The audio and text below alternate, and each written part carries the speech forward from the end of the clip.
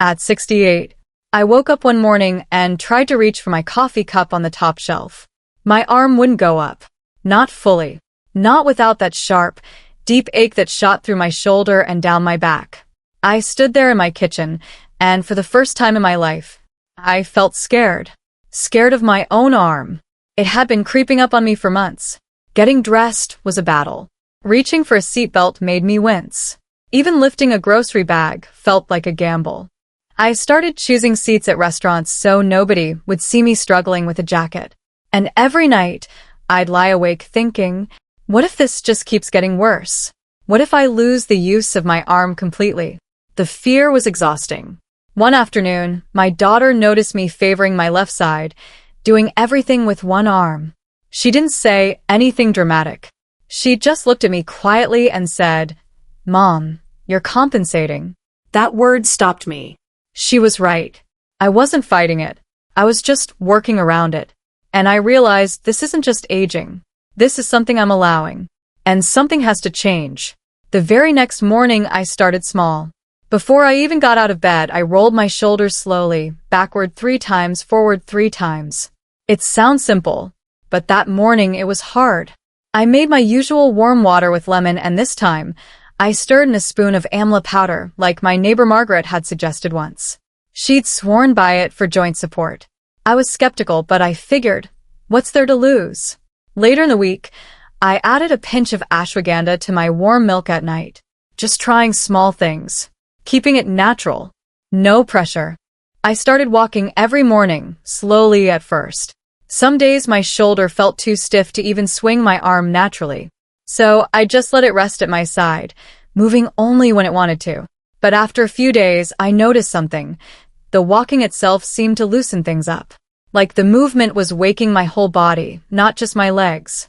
I still held the porch railing going down the steps. I wasn't ready to be brave yet, but I was moving. That felt like enough. My physical therapist had shown me a few seated shoulder exercises years ago. I dug out the paper she'd given me. Seated pendulum swings, just letting my right arm dangle and move in gentle circles. Supported shoulder raises, lifting only as far as comfortable. Wall finger walks, standing at the wall and slowly walking my fingers upward. I did them slowly, painfully slowly sometimes. But every session, I felt just a little more range, just a tiny bit more freedom. Breakfast was simple and nourishing. 2 scrambled eggs with spinach. A slice of whole grain toast with a smear of almond butter. And a banana on the side. Nothing fancy. But I made a point of sitting down to eat it. No rushing, no standing at the counter. My body deserved that much respect. My doctor had suggested I pay closer attention to a few things. Vitamin D, she said many seniors, especially women, tend to run low, and it matters for bone and muscle health. Vitamin B12, for nerve function and energy. And calcium, important as we age, she said. I didn't add everything at once. I started with what my doctor recommended and added carefully from there. By midday, I'd give my shoulder a break. I'd sit in my armchair by the window with a book, propped against a pillow so my arm wasn't straining. Some days, I'd just close my eyes and breathe. Let the quiet settle. I'd spent so many years pushing through discomfort. It felt almost strange to just rest. But I was learning that rest was part of the work. Lunch was usually something warm and light. A bowl of lentil soup with crusty bread. Or a plate of roasted vegetables with a small piece of grilled salmon.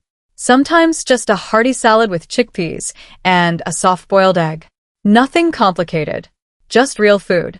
Twice a week, I started going to the community pool. Not to swim laps. Just to move in the water. Water takes the weight off the joint.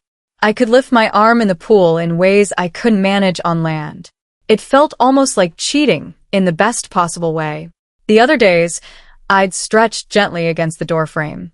Chest opener. Gentle reach. In the evenings, I'd sit on the porch with my tea. And I'd check in with myself honestly. Did I protect my shoulder today? Did I do the exercises? Did I rest when I needed to? Some evenings the answer was yes to all 3.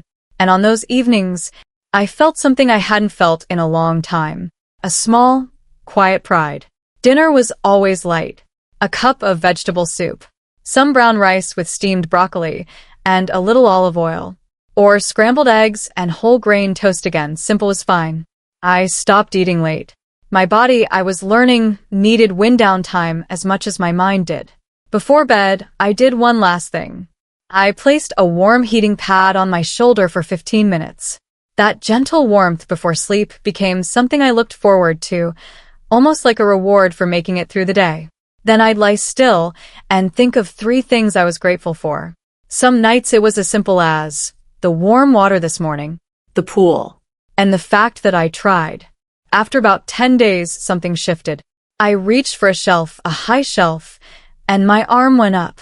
Not perfectly, not painlessly, but it went up.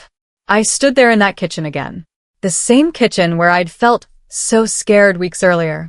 And this time I laughed. Just a small, quiet laugh to myself. I hadn't fixed my shoulder, but I had stopped being afraid of it. If you're over 60 and dealing with shoulder stiffness or pain, I want you to know this. You don't have to accept it as permanent. And you don't have to do something dramatic to change it. Small, consistent habits, gentle movement, proper rest, the right support, they add up quietly. I didn't become young again, but I felt stronger, more like myself.